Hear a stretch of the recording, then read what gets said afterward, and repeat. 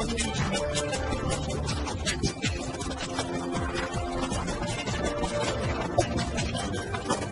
भारत, केवल खबरें और कुछ नहीं।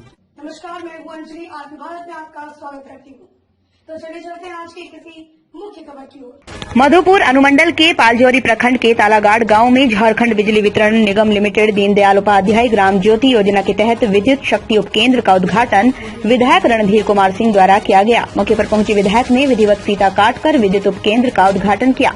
मौके पर कार्यपालक अभियंता सरताज कुरैशी ने बुके देकर विधायक रणधीर कुमार सिंह का स्वागत किया। वहीं विधायक ने बताया, विद्युत सब स्टेशन हो जाने से अब यहां के ग्रामीणों को सुचारू रूप से विद्युत मिलेगी व वोल्टेज की कमी से निजात मिलेगी। उन्होंने कहा, हम अपनी लगातार प्रयास से सारठ विधानसभा में हर काम के प्रति सजग रहते हैं। आगे उन्होंने कहा, बहुत जल्द सारठ में पावर ग्रिड का भी निर्माण किया जाएगा। वहीं मौके पर कार्यपालक अभियंता सरताज कुरैशी ने बताया, पावर सब स्टेशन बन जाने से आसपास के ग्रामीणों को सुचारू रूप से बिजली मिलेगी व लो वोल्टेज की परेशानी से निजात मिलेगी। पहले जो सारठ से बिजली मिलती थी उसमें ट्रांसफार्मर पर भी लोड ज्यादा पड़ता था, जिस कारण वोल्टेज लो रहता था। वहीं विद्युत उपकेंद्र खुल जाने से ग्रामीणों में काफी हर्ष का माहौल देखने को मिला। मौके पर जेई प्रभातेश्वर तिवारी, डेविड हादसा, प्रीतम कुमार समेत ग्रामीण मौजूद थे। देवघर से इम्तियाज अंसारी की रिपोर्ट। पहले इस क्षेत्र में बिजली आती थी सारठ से, बरसा 11 केवी फीडर से। तो प्रॉब्लम होता था कि इस क्षेत्र के उपभोक्ताओं को हमेशा लो वोल्टेज की शिकायत रहती थी और बारिश के दिनों में हमेशा जो फीडर लंबा होने के कारण कहीं भी फॉल्ट है तो पूरा क्षेत्र प्रभावित होता था, बिजली सही से नहीं मिल पाती थी। लेकिन अभी क्या है, यहाँ सब स्टेशन बन जाने से 5 MVA का ट्रांसफार्मर लगा दिया गया है, तो अब लो वोल्टेज की समस्या खत्म हो जाएगी। आसपास के क्षेत्रों जैसे बरसा, खास करके बरसा, दुधानी, बांदडी, केचुआ सोली, मटियारा, ये सब पंचायत के लोगों को मतलब लो वोल्टेज की समस्या अब नहीं रहेगी और 24 घंटे निर्बाध विद्युत आपूर्ति मिलेगी। साथ ही बसा फीडर जो सारठ से आता था उसका लोड 3 MVA था, तो इसके कारण जो है वहाँ जो पावर ट्रांसफार्मर लगा हुआ है सारठ PSS में वो भी ओवरलोडेड था। अब क्या हुआ, ये लोड 2 MVA कट जाएगा तो सारठ PSS का पावर ट्रांसफार्मर भी सेफ रहेगा और सारठ बाजार और सबेजोर एरिया को भी हम लोग निर्बाध रूप से गुणवत्तापूर्ण बिजली उपलब्ध करा पाएंगे। मेरे विधानसभा क्षेत्र में मेरे विधायक बनने के पहले बिजली की स्थिति बड़ी दयनीय थी। अब पूर्व के रघुआ जी के सरकार में हमने बड़ी काम करवाया क्षेत्र में। चित्रा में एक पावर ग्रिड बनवाया गया 32,000 का, उसे अनेक पावर स्टेशन को जोड़ने का काम किया। और ये तगड़ा जो देख रहे हैं आप, बिल्कुल फुलझड़ी पहाड़ रमणी जगह के तराई में, इसे 7 पंचायत जो 8 पंचायत मेरा दबाव क्षेत्र था, ये पालजौरी 60 के बीच में जो हमारे धावा पंचायत, विलायतपुर पंचायत, बसा पंचायत, मटियारा पंचायत, बांडी पंचायत, दुधानी पंचायत, जीवनापान पंचायत, केचुआ सोली पंचायत, आधा सबेजोर पंचायत और आधा झिलुआ पंचायत की जनता को अब यहाँ के आज जो पावर स्टेशन का हमने उद्घाटन किया, इससे अनिवार्य रूप से 24x7 और हाई वोल्टेज बिजली यहाँ से मिलने देने का काम हम लोग करेंगे। अभी तो इसमें 3 फीडर हम लोगों ने किसानों के लिए रखा है यहाँ पे, ऑलरेडी आज दे दिया। एक सोनारी ठाड़ी, एक पालाजोरी और एक सबेजोर, 3 फीडर हमने बनाया जो कि ऑलरेडी ये स्पेयर है, अभी स्पेयर है। उसके लिए अलग से भी 5 MVA का ट्रांसफार्मर प्रोवाइड करेंगे बाद में। अभी एक 5 MVA ट्रांसफार्मर लगाया गया जो क्षेत्र की जनता के लिए है, और बाकी जो है और भी MVA ट्रांसफार्मर यहाँ बढ़ाएंगे हम लोग जब किसानों को खेतों में बिजली पहुंचाएंगे। उसके लिए ऑलरेडी यहाँ स्पेयर हम लोगों ने फीडर निकाल के छोड़ दिया। Thank you sir. दमदार निर्माण का भरोसा लाल स्टील TMT बार्स, हर निर्माण के लिए उपयोग। लाल स्टील TMT बार्स, रिश्ता मजबूती का। धनबाद जिले के मधुबन थाना क्षेत्र के फुलारी टांड खटाल बीजेपी और JMM के गुटों में किसी बात को लेकर पहले जमकर मारपीट हुई। देखते ही देखते दोनों ओर से फायरिंग शुरू हो गई। घटना की जानकारी पाकर बाघमारा DSP निशा मुर्मू समेत मधुबन, बरोरा, बाघमारा, सोनाडीह थाना की पुलिस मौके पर पहुंची। इस दौरान पुलिस ने मौके से 3 खोखा बरामद किया। पुलिस के पहुंचने से पहले ही उपद्रवी वहां से फरार हो गई। इस घटना में करीब 6 लोग घायल हो गए। अजीत कुमार, धनबाद।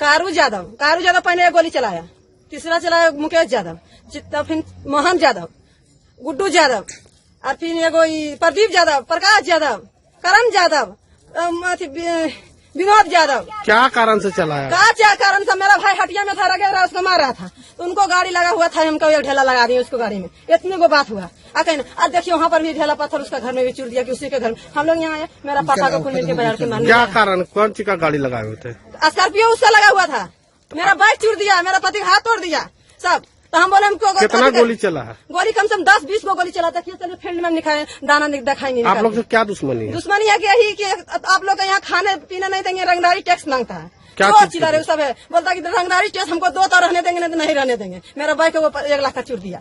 हाँ सर, हम ढीलू माता आदमी है, तो ढीलू माता यहाँ गोली चलाने लिया था कि ढीलू माता बोलता है ढीलू माता जा करवा रहा है, ढीलू माता कुछ नहीं करवा रहा है। सब कारू यादव यहाँ हेमंत सोरेन जीत गया, कांग्रेस पार्टी इसको गोली छोड़वाता है। मेरा नाम संगीता देवी है सर। आप लोग तरफ से कितना घायल हुआ है? हम लोग का तरफ से 8 को घायल हुआ। मेरा पापा हुआ, मेरा मम्मी हुआ, मेरा पति हुआ है, मेरा लड़का का चोट लगा है, मेरा एक बार भाग गया, अभी मेरा भाई के साथ में भी अथी हुआ, तो चल गया, भाग गया, बोला गोली पिस्तौल छूटने लगा, हम लोग साइड कर दिए। मतलब क्या कोयला उला का काम है, इसीलिए रंगदारी है? हाँ, सब कैसे लेता है, 100 रुपया लेता है, मारता है, मारपीट करता है, थाना वाला बोला के गाड़ी पकड़वाता है, मधुमाती वाला थाना, खरखरी थाना, मुरारी थाना वाला बोला के 3000-4000 लेता है। कारू ज्यादा, प्रकाश ज्यादा भी घुस लेता है बड़ा बाबू से, अब पकड़वा देता है भोरे भोरे जाके गाड़ी। देखिए, हमें ऐसी सूचना मिली थी कि मधुबन स्थित फुलाड़ी टाड़ और आशा कोठी में मारपीट की घटना हुई है और गोली भी चलने की बात आई है। तो घटना के वेरिफिकेशन के लिए हम लोग फुलाड़ी टाड़ भी गए। वहाँ पे भी एक फैमिली है जिसमें केशव देवी और कैलू यादव, उन लोगों के साथ मारपीट की गई है और वहीं पर गोली भी चली है। और उसके बाद ये दूसरी घटना जो आशा कोठी में हुई है, वहाँ पे भी तोड़फोड़ की गई है। मैडम, कितना राउंड गोली चला, कुछ जानकारी प्राप्त हुई? देखिए, एग्जैक्ट इन्फॉर्मेशन तो नहीं है।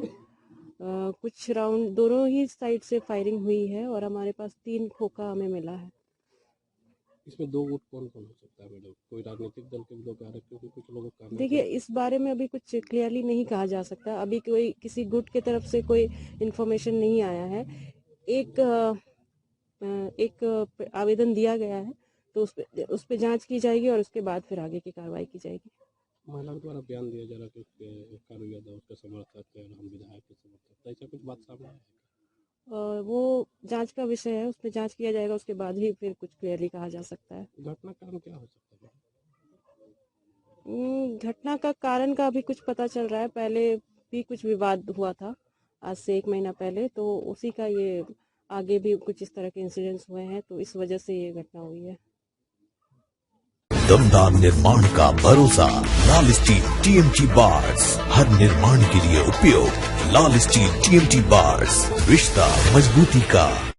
नेपाल में हुए इंटरनेशनल शूटिंग प्रतियोगिता में गोल्ड मेडलिस्ट बना प्रशांत कुमार, जो रोहतास जिले के डेहरी शहर स्थित रेलवे कॉलोनी निवासी मध्यम वर्गीय परिवार का इकलौता प्रशांत कुमार ने कई देशों को पछाड़कर इंटरनेशनल शूटिंग प्रतियोगिता में भारत का झंडा गाड़ दिया है। इसके लिए गोल्ड मेडलिस्ट प्रशांत कुमार का चयन भी कर लिया गया है। बताया जाता है कि रेलवे कॉलोनी निवासी प्रशांत कुमार के पिता संतोष कुमार चौबे प्राइवेट नौकरी करते हुए अपने इकलौते पुत्र को DAV पब्लिक स्कूल भरकुड़िया में पढ़ाई करा रहे हैं। वर्तमान में वो 10वीं का छात्र है। बचपन से निशानेबाजी में रुचि रखने वाले प्रशांत कुमार पिछले दिनों गोवा के कलगुट में youth national sports council of India द्वारा open national youth sports event में भाग लिया।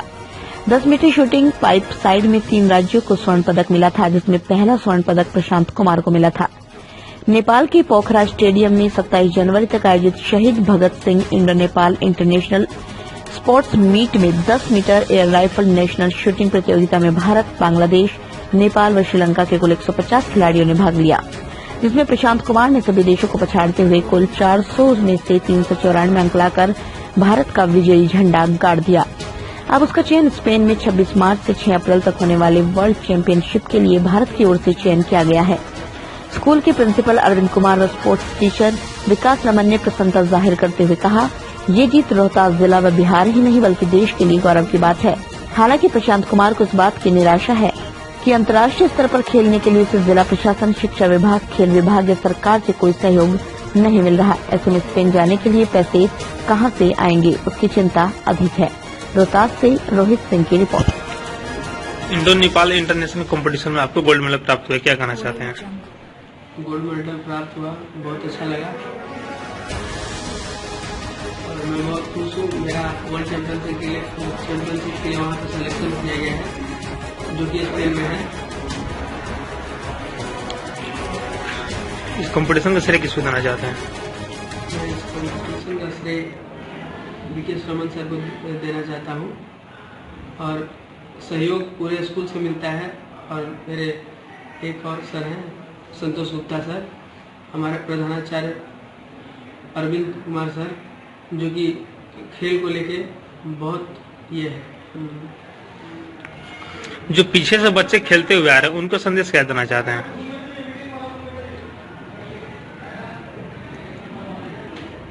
मैं अपने से जूनियर बच्चों को यही बताना चाहता हूँ कि खेल बहुत अच्छा चीज़ है, खेलना चाहिए, मेहनत करेंगे आगे जाएंगे। क्या स्पेन जाने में कुछ आर्थिक मदद की भी जरूरत है? हाँ, आर्थिक मदद की जरूरत है, लेकिन कहीं से मदद सरकार से क्या गुहार लगाएंगे? सरकार से मैं यही बोलना चाहता हूँ कि मुझे स्पेन जाने का आर्थिक मदद मिले, दिया जाए।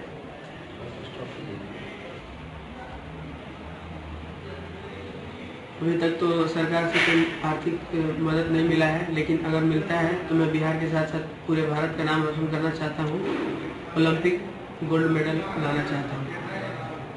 सर, आपके स्कूल के बच्चे को इंडो नेपाल कंपटीशन में गोल्ड मेडल प्राप्त हुआ, सर क्या कहना चाहते हैं? सफलता के लिए तो सबसे पहले बच्चे को बधाई है। स्कूल का हमारे पूरी डीएवी फैमिली का नाम ऊंचा किया है, हम सभी गौरवान्वित हैं इसके लिए। ये सफलता में हमारे पीटी जो दो हैं, विकेश रमन और संतोष कुमार गुप्ता, दोनों का योगदान है। और हम सभी चाह रहे हैं बच्चा और आगे बढ़े, इंटरनेशनल लेवल में भी जाकर मेडल प्राप्त करे, पूरा डीएवी परिवार का और अपने स्टेट का नाम आगे बढ़ाए। हमारे डीएवी की तरफ से जो भी सहयोग है हम इसके लिए तैयार हैं, प्रयासरत हैं। लोकल संस्था जो हमारा सोन कला केंद्र है वो भी आगे आकर के इसको सम्मानित करने के लिए प्लानिंग कर रहा है। तो इसमें हम सभी डेहरी वासी गौरवान्वित हैं, डीएवी परिवार गौरवान्वित है और डीएवी समाज जो हमारा पूरा है वो सारे हम लोग गौरवान्वित करते हैं। और सभी हम लोग बच्चों को शुभकामनाएं देते हैं, इसके पेरेंट को भी सहयोग को धन्यवाद देते हैं कि बच्चे को इस लेवल पर लाने के लिए उन्होंने इसको समय दिया।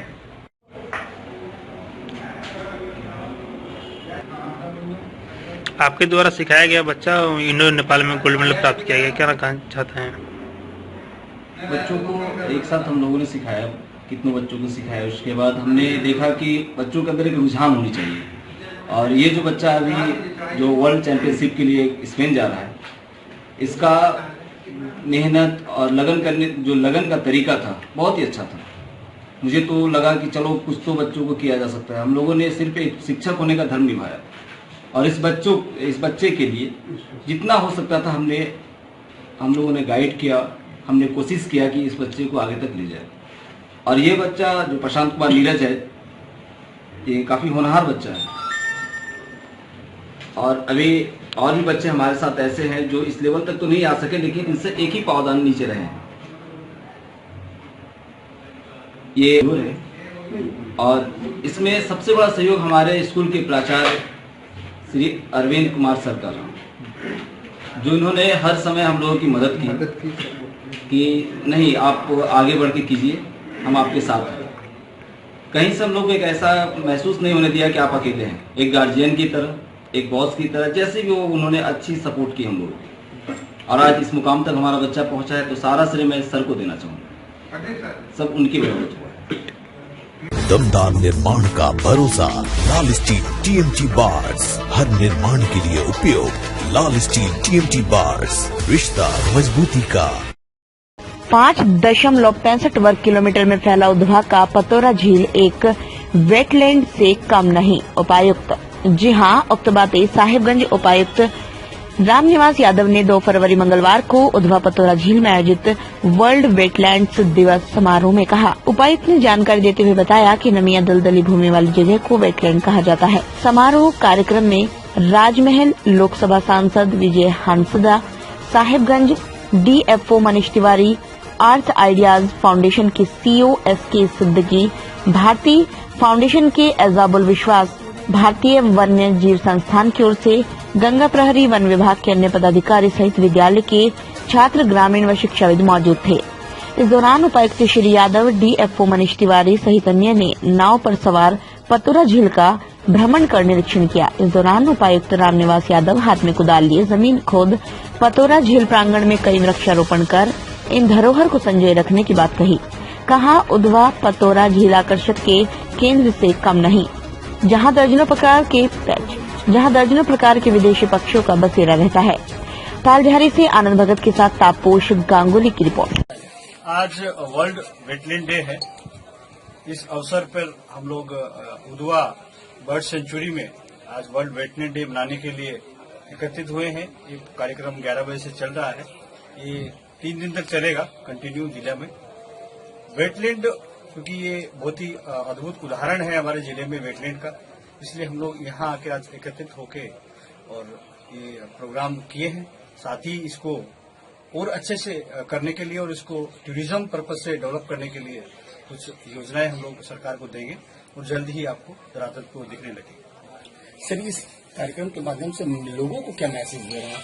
लोगों को हम ये मैसेज देना चाहते हैं कि जैसा कि कल हम लोग को बताया गया है एनएमसीजी डिपार्टमेंट के द्वारा कि मोर देन 40% जो हमारे वेटलैंड्स हैं सर्वे किया गया उनके द्वारा, तो उनका बताना है कि 40% जो है ड्राइड अप हो गए हैं।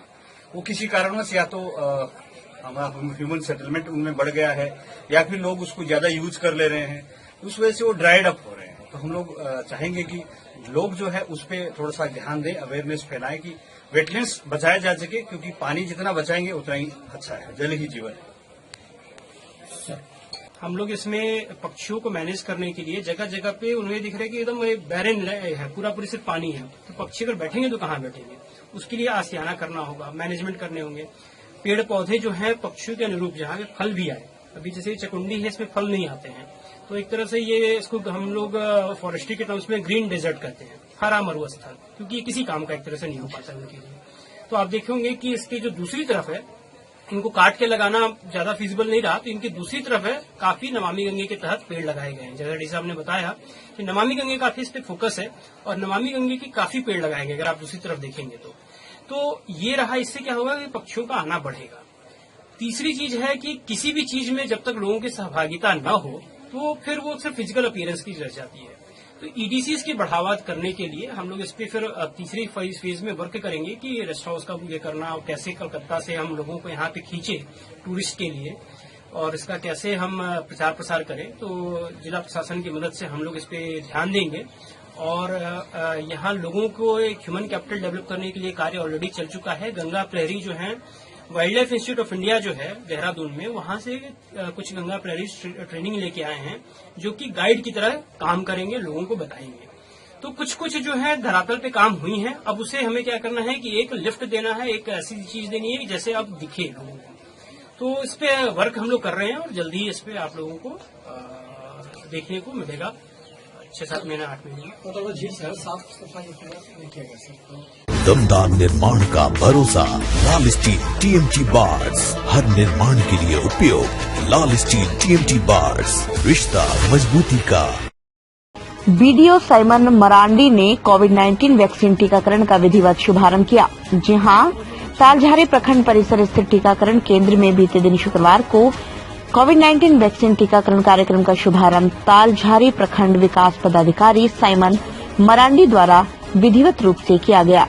कोविड-19 के टीकाकरण के शुभारंभ के साथ डॉक्टर अरविंद कुमार सहित अन्य लोगों को कोविड-19 वैक्सीन टीकाकरण दिया गया। प्रखंड विकास पदाधिकारी श्री मरांडी ने उपस्थित लोगों को टीके के लिए उत्पन्न अथवा भ्रम से दूर रहने की नसीहत देते हुए प्रत्येक व्यक्ति को कोविड-19 वैक्सीन लेने की सलाह दी। तालझारी से आनंद भगत के साथ तापस गांगुली की रिपोर्ट।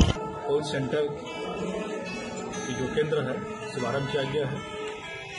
हमारे जो है पहला प्रथम जो है जो लेने वाले बेनिफिशियरी डॉक्टर साबिर थे, अच्छा संदेश दिए हैं कि स्वास्थ्य रखते हुए जो है लोगों का अच्छा संदेश इस प्रकार से है कि लोग जागरूक हो जाएं कि जो भ्रम जो क्षेत्र में फैल रही है उसको नकारें और उसको ग्रहण करें, क्योंकि ये पूरे भारतवर्ष में एक बड़ी समझदारी के साथ, बड़ी सोच के साथ जो है उतारा गया। चक्कर आ रहा, ना तो सर में दर्द है, ना तो वोमिटिंग जैसा लग रहा है, किसी तरह की कोई भी शारीरिक परेशानी जो है नहीं हो रही है। और मेरे साथ जितने भी आदमी अभी तक 10 लोगों को पड़ चुका है टीका, इसमें से किसी को भी शारीरिक रूप से किसी तरह की कोई परेशानी नहीं हुई है।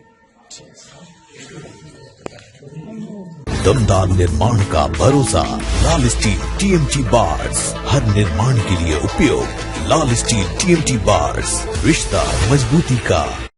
मंगलवार को पुलिस मुख्यालय स्थित पुलिस इंस्पेक्टर कार्यालय में अपराध गोष्ठी हुई। गोष्ठी के दौरान कुंडहित के पुलिस इंस्पेक्टर संजीव कांत मिश्रा ने अधीनस्थ कुंडहित, बागडेहरी और फतेहपुर थानों की गतिविधियों की समीक्षा करते हुए संबंधित पुलिस पदाधिकारियों को आवश्यक दिशा निर्देश दिए। इस दौरान लंबित कांडों का ससमय निष्पादन और लंबित वारंट, विशेष तौर पर अस्थायी वारंट का निष्पादन करने का निर्देश दिया। वहीं जेल से छूटे अपराधियों पर कड़ी निगाह बनाए रखने का निर्देश विशेष तौर पर दिया गया। साथ ही क्षेत्र में आपराधिक गतिविधि न होने पाए, इसके लिए आवश्यक चौकसी बरतने का निर्देश दिया गया। बैठक के दौरान अन्य कई मुद्दों पर भी विचार विमर्श कर संबंधित पदाधिकारियों को आवश्यक दिशा निर्देश दिए गए। बैठक में पुलिस इंस्पेक्टर संजीव कांत मिश्रा के अलावा फतेहपुर के थाना प्रभारी महेंद्र प्रसाद सिंह, कुंडहित थाना प्रभारी नंदकिशोर सिंह व बागडेहरी थाना प्रभारी मुकेश कुमार आदि उपस्थित थे। कुंडहित से चंचल गिरी की रिपोर्ट। गोष्ठी में विभिन्न सभी थाना प्रभारियों को निर्देशित किया गया कि लंबित कांडों का निष्पादन प्राथमिकता के आधार पर त्वरित गति से करें। लंबित वारंट पूर्ति, खासकर स्थायी वारंट के संबंध में हिदायत की गई है और जो जेल से छूटे हैं अपराधकर्मी, उन पर नियमित निगरानी रखी जाए, दागियों पर नियमित निगरानी रखी जाए। यही सारे निर्देश निर्गत किए गए हैं। दमदार निर्माण का भरोसा, लाल स्टील TMT बार्स, हर निर्माण के लिए उपयोग। लाल स्टील TMT बार्स, रिश्ता मजबूती का। रामगढ़ जिले के कोठार जेल मोड़ के समीप नवनिर्मित वन स्टॉप सेंटर का उद्घाटन आज विधायक ममता देवी ने विधिवत रूप से पूजा अर्चना और नारियल फोड़कर किया। विधायक ने कहा कि रामगढ़ जिले में सखी वन स्टॉप सेंटर का अपना भवन होना काफी गर्व की बात है। नवनिर्मित भवन के पूर्व वन स्टॉप सेंटर रामगढ़ के मुर्राम कला स्थित पंचायत भवन में चल रहा था, जिसके माध्यम से किसी भी प्रकार की हिंसा से पीड़ित महिलाओं को चिकित्सा सुरक्षा, कानूनी सहित अन्य सुविधाएं मुहैया कराई जा रही थी। अब जब वन स्टॉप सेंटर का अपना भवन बन गया है तो ये और भी प्रभावी होगा। सेंटर पर प्रतिनियुक्त अधिकारियों द्वारा ये प्रयास किया जाएगा कि हिंसा से पीड़ित महिलाओं को सभी तरह की आवश्यक सुविधाएं उपलब्ध कराई जाए। इसके साथ ही उन्होंने कहा कि पूर्व में वन स्टॉप सेंटर के माध्यम से लगभग 28 मामले सामने आए हैं, जिन पर कार्य करते हुए 25 मामलों का निष्पादन कर दिया गया है और 3 का निष्पादन करने का कार्य किया जा रहा है। इस अवसर पर उप विकास आयुक्त श्री नागेंद्र कुमार सिन्हा, कार्यपालक अभियंता ग्रामीण विकास विशेष प्रमंडल श्री अवधेश कुमार, जिला समाज कल्याण पदाधिकारी श्रीमती नचिकेता मिश्रा, सहायक जनसंपर्क पदाधिकारी शशांक शेखर मिश्रा, वार्ड पार्षद जयंती देवी उपस्थित थे। रामगढ़ झारखंड से report Jayaprakash. One stop centre का आज विधिवत यहाँ उद्घाटन किया गया और साथ ही ये सेंटर पहले भी मुरामकला में चल रही है, जहाँ पे कई ऐसी हमारी पीड़ित महिला बहनें हैं जिनकी सुरक्षा के लिए ये सेंटर खोला गया है और इस सेंटर में 5 दिन तक रखा जाता है महिलाओं को। उन्हें कानूनी सलाह दी जाती है, स्वास्थ्य संबंधी सारी चिकित्साएं दी जाती है, सारी सुविधाएं यहाँ दी जाती है और 5 दिन रहने के लिए। और साथ ही ये सेंटर पहले भी मुरामकला में चल रही है, वहाँ पर अब विधि पूर्वक यहाँ पर आज उद्घाटन हुआ है और अब से यहाँ पे चलेगी और सारी सुविधाएं दी जाएगी। और साथ ही अभी तक में यहाँ पर 28 ऐसे केसेस आ चुके हैं उत्पीड़न से संबंधित, जिनकी प्रॉब्लम को 25 ऐसे केस हैं जिनकी प्रॉब्लम को सॉर्ट आउट किया गया है और अभी 3 केस अभी प्रेजेंट में चल रहे हैं और ये सारी सुविधाएं यहाँ के पीड़ित महिलाओं के लिए है। और इसका सही मायने में आज हमारे रामगढ़ में इस तरह के केसेस देखे जाते हैं, जो कि कई सारी महिलाएं हैं जो पीड़ित होती हैं, इधर उधर भटकते रहती हैं, लेकिन ये चीज खुल जाने से उन लोगों को काफी सुविधाएं होंगी। और इसके साथ हमारे साथ सभी विभाग के पदाधिकारीगण, डीडीसी साहब, साथ ही समाज कल्याण विभाग की हमारी मैडम यहाँ उपस्थित और सभी विभाग के पदाधिकारीगण, हमारे साथ वार्ड मेंबर जयंती देवी भी है और सभी समाज सेवीगण। दमदार निर्माण का भरोसा, लाल स्टील TMT बार्स, हर निर्माण के लिए उपयोग। लाल स्टील TMT बार्स, रिश्ता मजबूती का। चिरकुंडा नगर परिषद की बोर्ड बैठक में निरसा विधायक अपर्णा सेनगुप्ता ने भाग लिया। चिरकुंडा नगर परिषद की बैठक में आज कुछ अहम मुद्दों पर पार्षदों और अध्यक्ष, उपाध्यक्ष और कार्यपालक पदाधिकारी MN मंसूरी ने मोहर लगाई, जिसमें मुख्य रूप से परिषद क्षेत्र में साफ सफाई, बाकी बचे हुए प्रधानमंत्री आवास का सर्वे कर निर्माण सहित कई कल्याणकारी योजनाओं पर आज की बोर्ड की बैठक में चर्चा को मंजूरी दी गई। इस मौके पर मुख्य रूप से मौजूद निरसा विधायक अपर्णा सेनगुप्ता ने बताया कि आज बैठक में जनहित से जुड़े कई मुद्दों पर पार्षदों ने चर्चा की और जन कल्याण से जुड़ी प्रधानमंत्री आवास साफ सफाई के लिए बोर्ड ने अहम निर्णय लिया। हमें आशा है ऐसे हमारे अध्यक्ष, उपाध्यक्ष, पार्षद आगे विकास कार्य करते रहेंगे। बैठक में उपस्थित चिरकुंडा नगर परिषद कार्यपालक पदाधिकारी MN मंसूरी ने बताया, आज की बैठक में कुछ अहम मुद्दों पर सर्वसम्मति से मुहर लगाई गई है, जिसके क्रियान्वयन के हमें दृढ़ संकल्पित होकर कार्य करने की आवश्यकता है। धनबाद से अजीत कुमार की रिपोर्ट। जो बैठक संपन्न हुई आज बैठक में इस बैठक में जितने भी वार्ड हैं उस वार्ड में जो जन समस्या था, जो विकास हुआ है और कैसे आगे विकास को ले जाना है, जनता से जुड़ा हुआ जो भी समस्या है उस पर चर्चा हुई। बहुत अच्छा बात है, जितना भी वार्ड पार्षद बहुत अच्छा से अपना बात को रखें, अपना अपना वार्ड का जो समस्या है उस समस्या को, जो भी जनता से जुड़ा हुआ जो समस्या है उस पर बहुत अच्छा से पार्षद लोग बात को रखें और विश्वास है कि आने वाला समय काम तो हो ही रहा है और अच्छा से धन्यवाद। सामान्य तौर पर जो बोर्ड का एजेंडा होता है उसी ढंग के इस बार भी बोर्ड का एजेंडा था, जिसमें मुख्य मुद्दा था साफ सफाई। दूसरा, प्रधानमंत्री आवास योजना में जो छूटे हुए लाभुक हैं उनके नाम का सर्वे कर वो रिपोर्ट विभाग को भेजना है, वो एक मुख्य एजेंडा था। तीसरी थी कि हमारा टाउन हॉल बनकर तैयार है, इसका ऑनलाइन उद्घाटन भी माननीय मुख्यमंत्री जी के द्वारा कर दिया गया है, तो वो किस रेट पे लोगों को उपलब्ध होगा उसका निर्धारण। तीसरा, कौशल विकास केंद्र में जो 3 दुकान हमारा बनकर तैयार है उसको नीलामी करना, ये मुख्य एजेंडा में था, जिस पर काफी मतलब गहनता पूर्वक चर्चा हुई, काफी कुछ निकल कर आया। सभी पार्षदों का मैं धन्यवाद देना चाहता हूं कि उन्होंने जनहित से संबंधित मुद्दे उठाए हैं, लोगों के कल्याणकारी योजनाओं के बारे में कुछ सूचियां भी दी है। सभी को बहुत धन्यवाद। साथ ही हमारा बोर्ड का बैठक काफी सफल रहा और ऐसा पहली बार है कि हमारी निरसा विधानसभा की विधायिका मैडम खुद आज बोर्ड की बैठक में शामिल हुई, समय दी, शुरू से अंत तक रही। यही रहा आज के बैठक का मुख्य मुद्दा। दमदार निर्माण का भरोसा, लाल स्टील TMT बार्स, हर निर्माण के लिए उपयोग। लाल स्टील TMT बार्स, रिश्ता मजबूती का। कोरोना काल के इस भीषण संक्रमण काल में सरकार द्वारा सही समय पर अपने देश में ही निर्मित कोरोना की वैक्सीन बनाकर पूरे देश भर में फ्रंट लाइन में खड़े कोरोना योद्धाओं में स्वास्थ्य कर्मियों को सबसे पहले ये टीका देने की व्यवस्था सरकार द्वारा बड़े पैमाने पर पूरे देश भर में की जा रही है। इसी कड़ी में आज निरसा प्रखंड अंतर्गत कोरोना अस्पताल के रूप में व्यवहार में लाए जा रहे निरसा के गोपालगंज स्थित पॉलिटेक्निक कॉलेज में टीकाकरण का केंद्र बनाकर आज बुधवार की सुबह कोरोना टीकाकरण की शुरुआत की गई। उद्घाटन के इस मौके पर मुख्य रूप से पहुंची निरसा विधायक अपर्णा सेन गुप्ता ने कोविड टीकाकरण केंद्र का फीता काटकर उद्घाटन किया। मौके पर साथ ही निरसा प्रखंड विकास पदाधिकारी विकास कुमार सहित निरसा CO MN मंसूरी के साथ निरसा स्वास्थ्य प्रभारी गौतम रंजन भी अपने तमाम स्वास्थ्य कर्मियों के साथ उपस्थित रहे। उद्घाटन के बाद निरसा स्वास्थ्य प्रभारी गौतम कुमार ने सबसे पहले कोरोना का टीका लगवाया, सभी को इसके लिए प्रोत्साहित किया। आगे भी उन्होंने बताया, टीकाकरण का ये दौर सरकार द्वारा जारी दिशा निर्देशों के अनुसार जारी रहेगा। पहले चरण में लगभग 200 स्वास्थ्य कर्मियों को कोरोना की वैक्सीन दी जाएगी। इस मौके पर निरसा विधायक अपर्णा सेन गुप्ता ने देश के प्रधानमंत्री नरेंद्र मोदी को धन्यवाद दिया। कहा कि हमारे देशी वैक्सीन से देश ही नहीं आसपास के पड़ोसी देशों को भी वैक्सीन की खेप भेजकर अपने देश का नाम रोशन किया है और आज इस बात पर हम देशवासियों को भी गर्व है। धनबाद से अजीत कुमार की रिपोर्ट। मैडम, आज निरसा में भी कोरोना वैक्सीन का आज प्रथम डोज का कार्यक्रम का उद्घाटन आपने किया इस पॉलिटेक्निक, क्या है पूरा कार्यक्रम आज उद्घाटन किया जिसका आपने? आज निरसा विधानसभा में पॉलिटेक्निक कॉलेज में कोरोना वैक्सीन का वैक्सीन लगना है, उसका आज हम उद्घाटन किए और लगातार जब से कोरोना काल में यहाँ पॉलिटेक्निक में मेरा आना जाना रहा और सभी का सहयोग से ये 1 साल पार हुआ और अभी जो कोविड वैक्सीन लगना है, कोरोना का जो टीका लगना है, इसमें कोई डरे नहीं। स्वास्थ्य विभाग से ही शुरू हो रहा है और बारी बारी से सबको लगेगा, इसमें कोई घबराना नहीं है, कोई डरना नहीं है, सब वैक्सीन ले और स्वस्थ रहें। हम आपके अथक प्रयास से जब लोग कोरोना काल में धनबाद जाया करते थे, आपके अथक प्रयास से निरसा के पॉलिटेक्निक में भी इसका एक केंद्र शुरू किया गया था।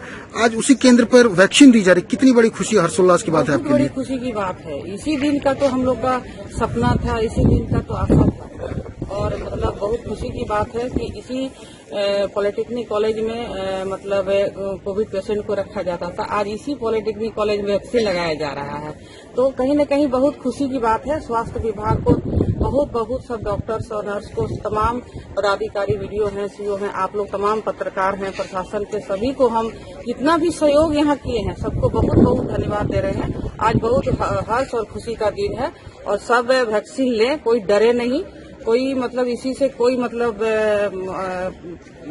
क्षति नहीं होने वाला है, अच्छा ही होने वाला है। इसलिए स्वास्थ्य विभाग से ये वैक्सीन शुरू हो रहा है।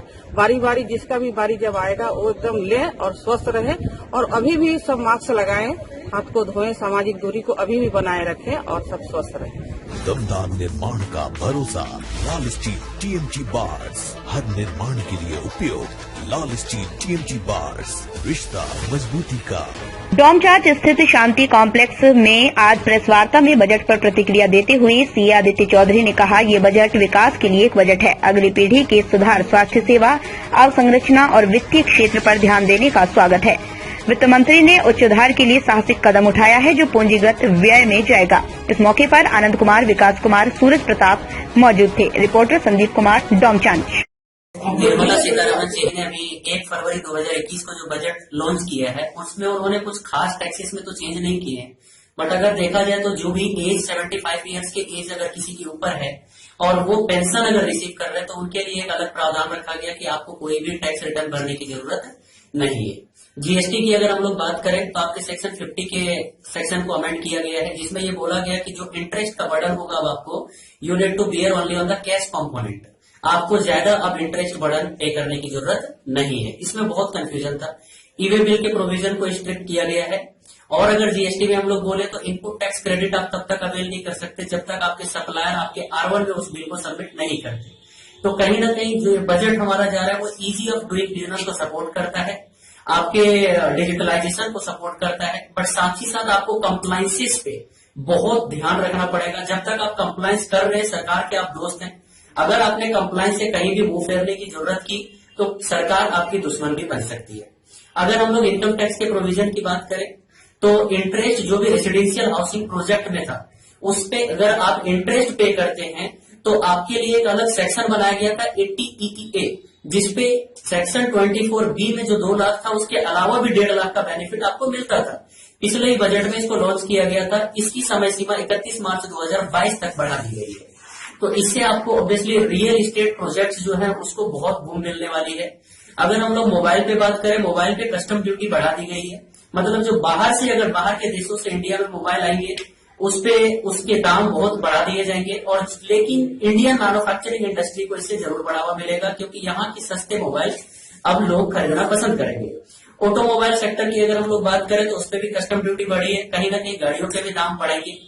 अल्कोहलिक बिवरेजेस पे, शराब पे 100% एग्रीकल्चर सेस लगा है, जिससे एग्रीकल्चर इंफ्रास्ट्रक्चर सेक्टर को बूम मिलेगा। और कहीं ना कहीं गवर्नमेंट अल्कोहलिक बिवरेजेस के कंजप्शन को कम करने की कोशिश कर रही है। स्कूल और कॉलेजेस की अगर बात करें तो स्कूल कॉलेजेस जो ट्रस्ट के तहत चल रहे थे उनमें एग्जेम्पशन की लिमिट 1 करोड़ से 5 करोड़ कर दी गई है। मीन्स अब उन सेक्टर को भी एक बूम मिलेगा। तो ये ओवरऑल अगर हम लोग बात करें तो गवर्नमेंट ने स्ट्रेस्ड वाले कंडीशन पे बात की है, जो खराब जगह थी जिसको सुधारने की जरूरत थी, जो लोग परेशान थे, तो इस बजट में गवर्नमेंट ने उन लोगों के लिए ज्यादा प्रोविजन रखा है। ये बजट ओवरऑल हेल्थ सेक्टर के लिए था, इंफ्रास्ट्रक्चर सेक्टर के लिए था, एग्रीकल्चर सेक्टर के लिए था। तो ऑब्वियसली हमें गवर्नमेंट से यही सब चीजों की उम्मीद थी। मैं सीए आदित्य चौधरी इस बजट का पूरे तहे दिल से सम्मान करता हूँ। दमदार निर्माण का भरोसा, लाल स्टील टीएमटी बार्स, हर निर्माण के लिए उपयोग। लाल स्टील टीएमटी बार्स, रिश्ता मजबूती का।